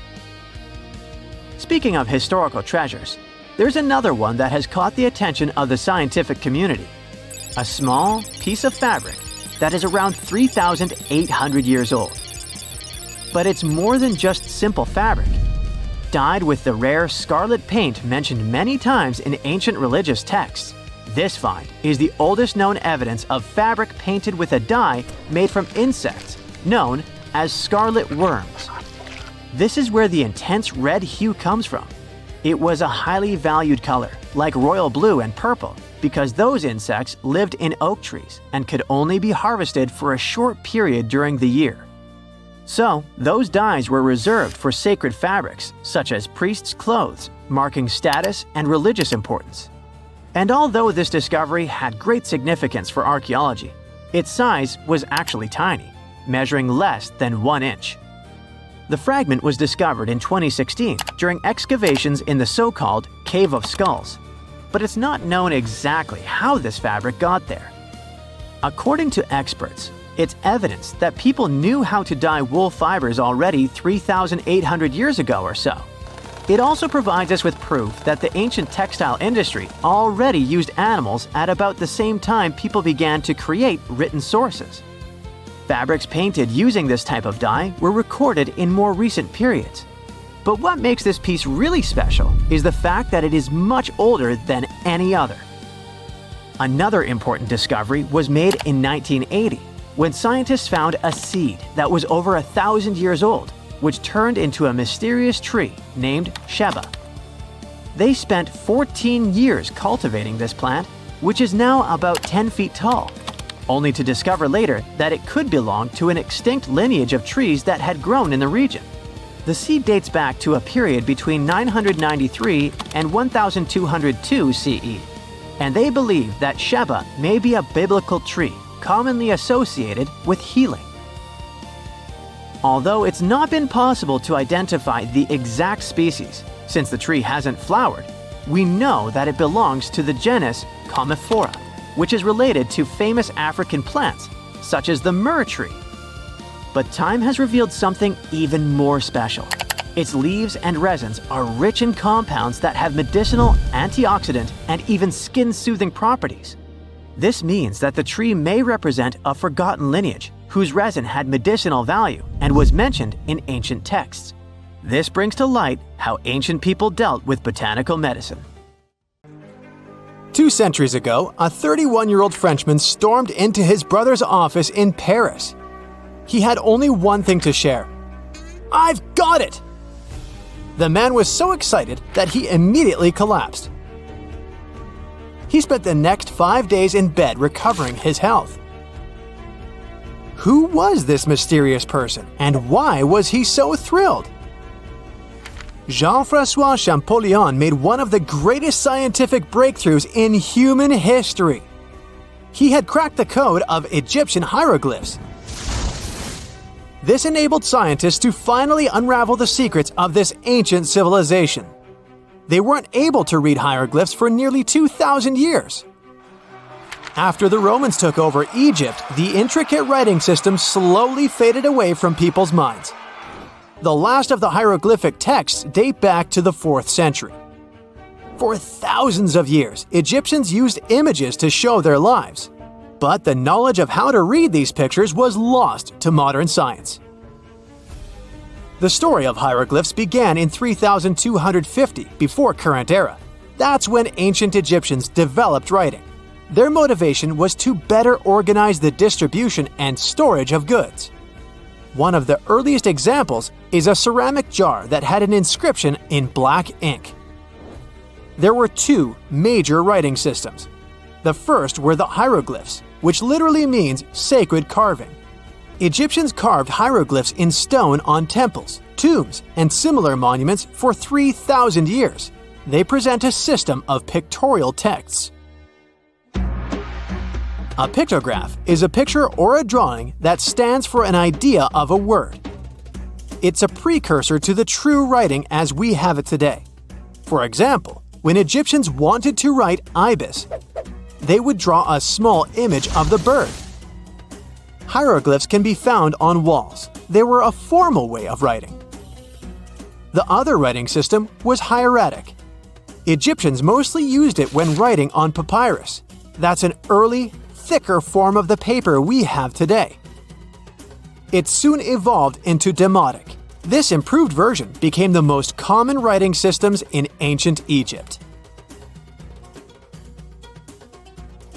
Then, in the early 4th century BCE, Alexander the Great took control of Egypt.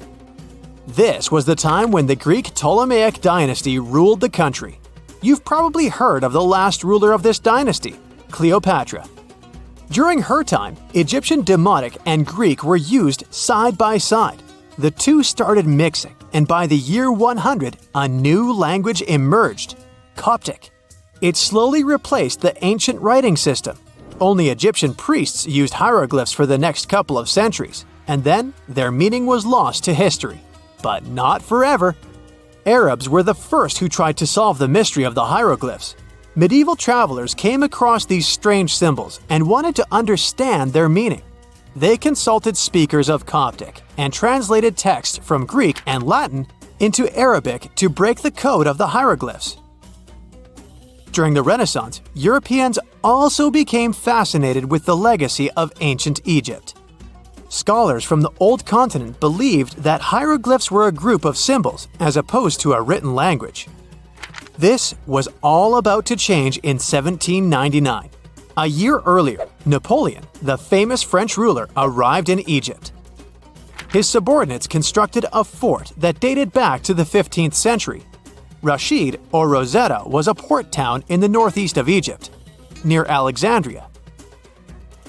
One section of the old fortification wall contained an interesting slab inside.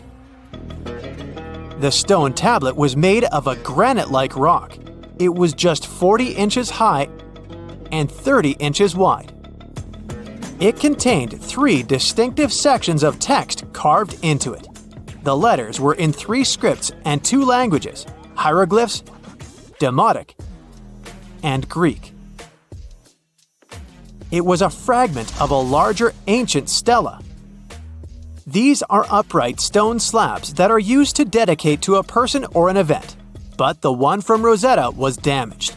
2/3 of the hieroglyphic text on the top was missing. The bottom Greek text lacked a cornerstone. The only fully preserved section was the writing in demotic in the middle of the slab. It eventually ended up in the British Museum. The scientific community was intrigued, and the race was on to decipher it. Prints and casts of the slab went out all over Europe.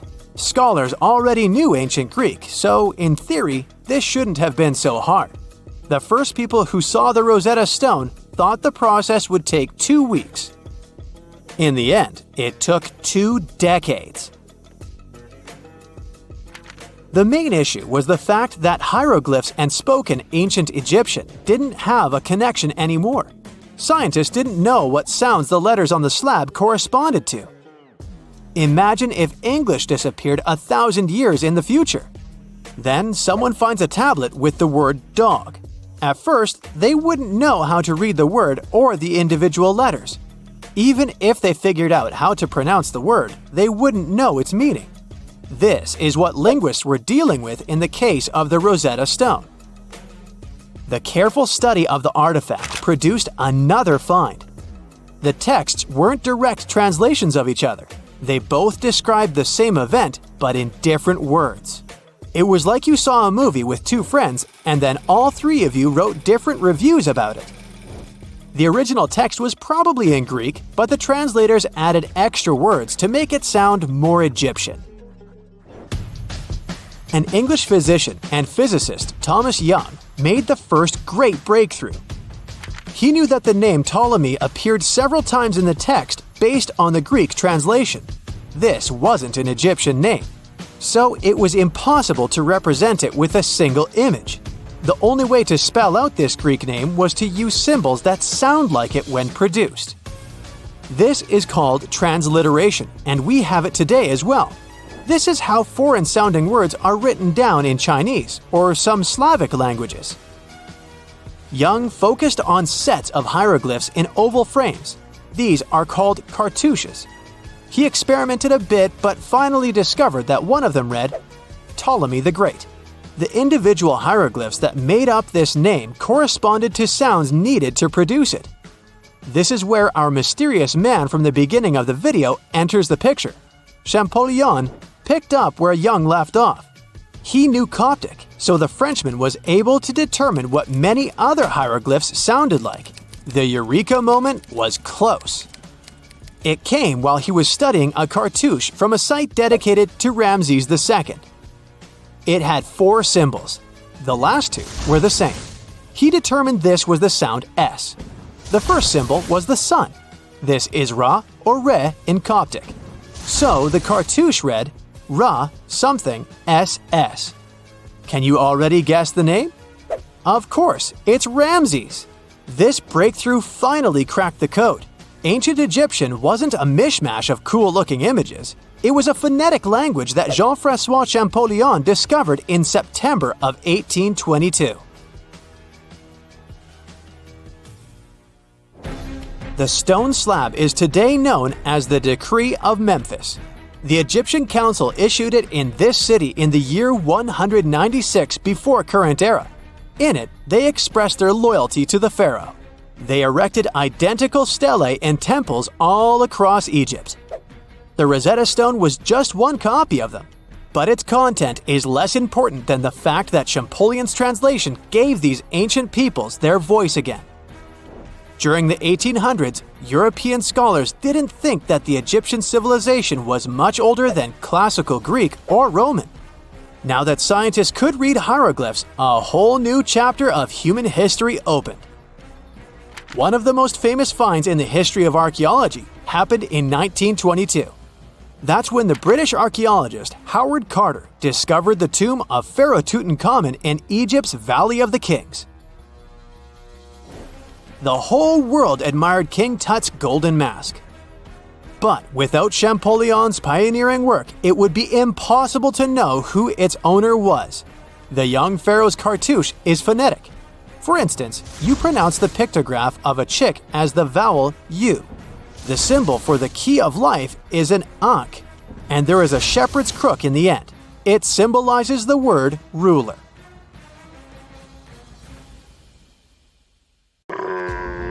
Not many civilizations are as mysterious as ancient Egypt, a powerful empire that lasted over 3,000 years.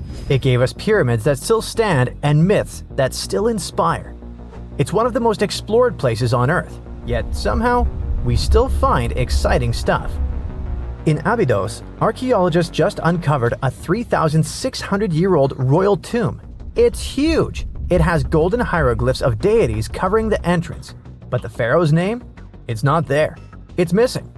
Who was this ruler, and what new chapter could this open in Egypt's story? If there's one place in Egypt where the line between life and demise feels thinner, it's Abydos. To the ancient Egyptians, this was sacred ground. They believed it was the burial place of Osiris, the god who literally passed away, had his remains separated, and came back to life to rule the underworld. Because of that, Abydos became Egypt's spiritual gathering place. Pharaohs built amazing temples here, like the Temple of Seti, famous for its King's List, a wall that has the names of 76 pharaohs carved in it. Pilgrims came from across Egypt, leaving offerings and participating in Osiris festivals, where his demise and rebirth were ritually reenacted. It wasn't just symbolic worship, it was Egypt's version of Comic-Con. But instead of cosplaying superheroes, people reenacted gods coming back to life. Obviously, pharaohs competed to be buried as close to Osiris as possible. Abydos became part cemetery, part holy city, part afterlife insurance policy. Fast forward thousands of years, and we still uncover remarkable stuff around Abydos. That's the case with the recently discovered tomb. In early 2025, a joint team of researchers from the US and Egypt decided to dig beneath a rocky rise ominously called Anubis Mountain. You remember Anubis, the jackal-headed deity who guarded cemeteries.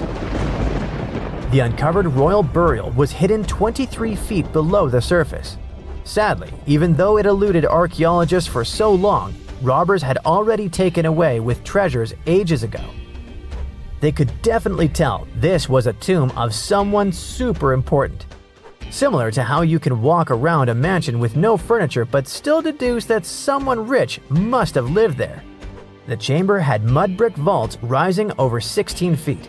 That's taller than a female giraffe standing upright. For something built 36 centuries ago, it still felt enormous. However, when you remember that Egyptians were masters of architecture, nothing seems surprising. So no treasures, no golden mask, and sadly, no name. The cartouche that should have spelled the king's identity was unreadable. Egyptian tombs usually bragged about who was inside. In ancient Egypt, a cartouche was basically a big oval name tag for kings wrapped in hieroglyphs. Think of them as VIP passes that worked in both this life and the next. Without it, your soul couldn't check into the afterlife hotel.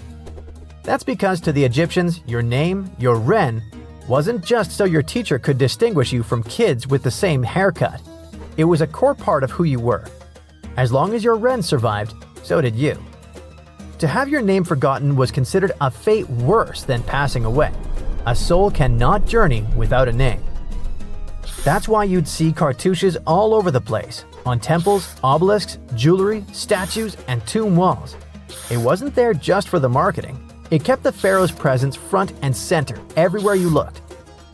Imagine building a massive tomb only for 3,600 years later to walk in and go, who is this guy again? Not cool at all. That's why it's fair to imagine our nameless pharaoh haunting the robbers for all eternity. So yeah, cartouche was considered very significant.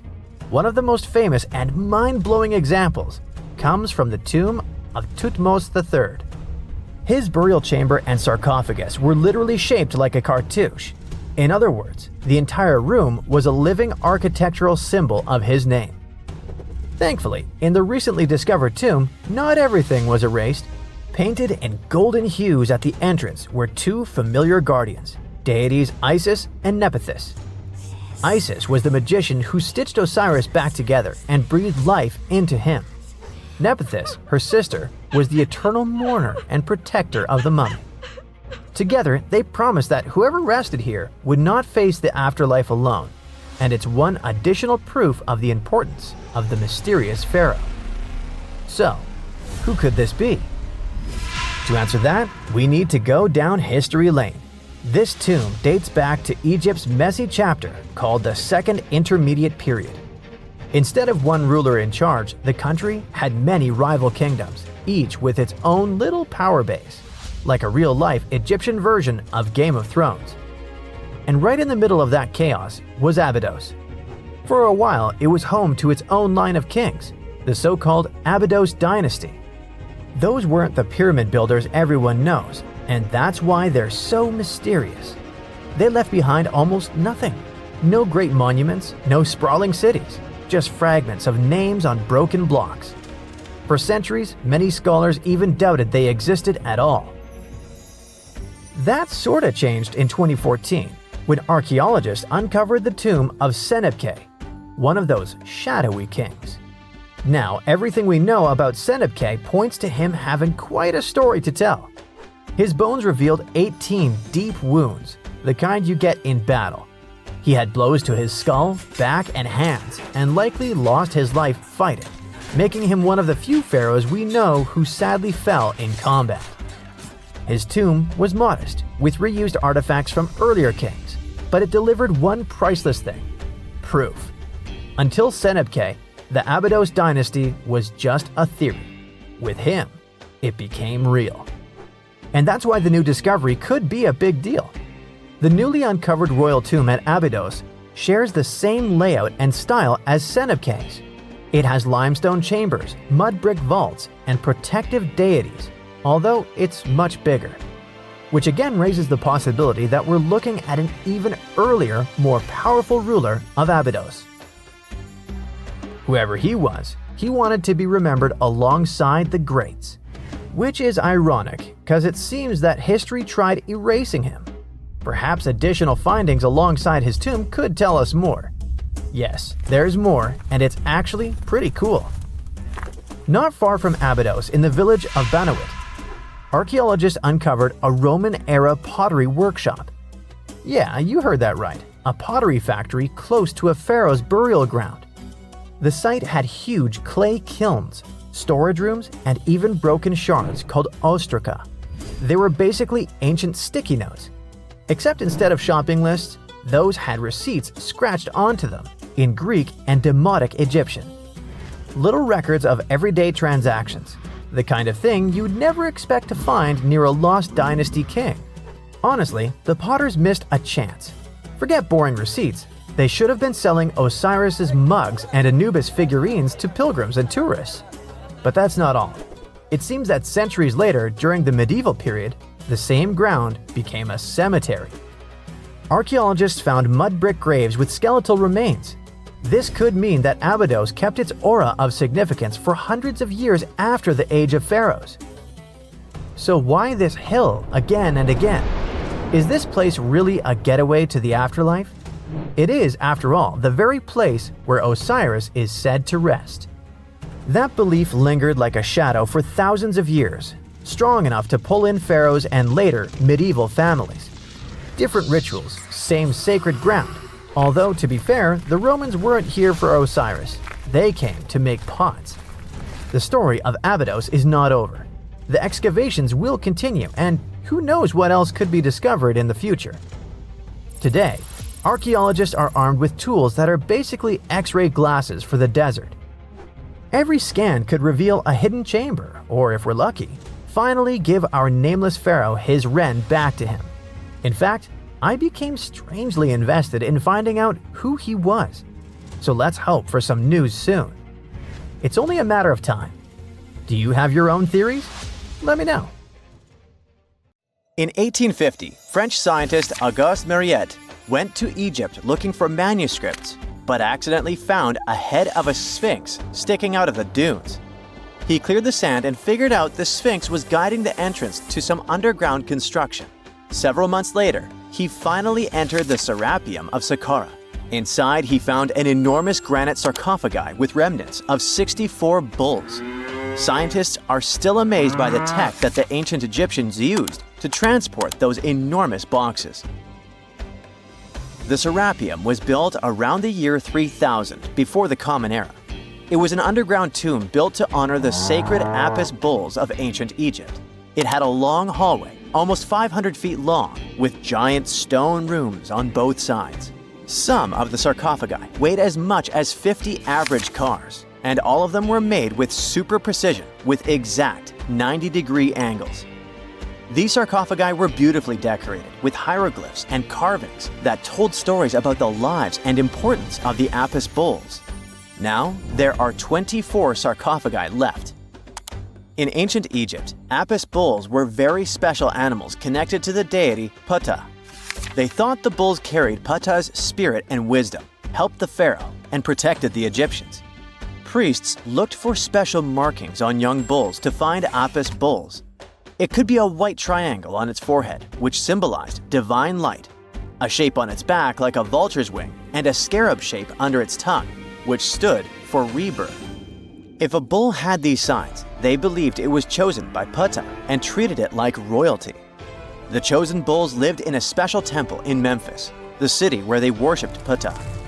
They received the best care and offerings from visitors who wanted their blessings. When an Apis bull passed away, it was treated with great honor and mummified. When Mariette entered the Sarapium, he noticed traces of rollers on the gallery's floor and found 2 wooden horizontal winches. Each had 8 levers. Later, other explorers saw double rails. The burial chambers were lower than the hallway floor. To get the boxes into place, workers filled the chambers with sand so the sarcophagi could be rolled in straight. Then they slowly removed the sand to gently lower the boxes into perfectly cut spaces in the bedrock. A carved stone sign found in the Sarapium said it took 28 days to move just one sarcophagus and its lid into its spot during the time of Ptolemy II. The extreme precision of the sarcophagi with 90-degree angles also has an explanation. Ancient Egyptians wrote texts, or rather, papyrus, on geometry a long time ago. It shows that they knew the approximate number pi and could calculate the volume of a pyramid with its top cut off. If they could figure out complicated math like that back then, it makes sense that they could also carve perfectly flat surfaces 500 years later. All this sounds pretty legit, but some people think certain things don't add up here. The size of boxes is way larger than the size of bulls, yet they buried pharaohs in tiny coffins that barely fit their bodies. The sarcophagi are made out of granite with crazy precision, and they could have just used limestone, which would have made things way easier. The transportation of the boxes seems pretty simple, but only in theory. If one person could pull about 440 pounds, then at least 250 people would be needed to pull just one box. The tunnels in the Sarapium are really narrow, only about 2 feet wider than the boxes themselves. There's no way hundreds of people could have squeezed into those tight spaces to pull the boxes. And even if they did, how would they turn the box in the cramped corridor, lower it into its niche, and place it perfectly in the middle? Somehow, they did this 24 times, and every box is centered perfectly. Plus, the chambers were dusty, and there were no signs of soot from lamps. This means they must have worked in almost complete darkness. The real use of the boxes could also be different. A long time ago, even before the Egyptian pharaohs ruled, the local people already knew how to use fermentation. It happens when tiny organisms called yeast eat certain ingredients like starch and turn them into gas and ethanol. So someone in ancient Egypt probably put food like barley, bread, and even meat inside a giant stone box, then closed it tight with a heavy lid. These stone boxes, carved from granite, were so precisely made that they were almost completely sealed, so nothing could escape from it. As the yeast inside the box started working, it created more and more CO2 gas. It built up pressure inside the box. The granite boxes were incredibly strong. They could handle more pressure than a car tire can hold. When granite was squeezed under such pressure, its crystals produced a tiny electric charge. This effect was possible because granite contains quartz, a material that reacts to pressure this way. The process also needed meat or animal parts, possibly to help the yeast grow better. Meat contains something called oleic acid, which yeast needs to keep growing and to survive the bad effects of the ethanol it produces.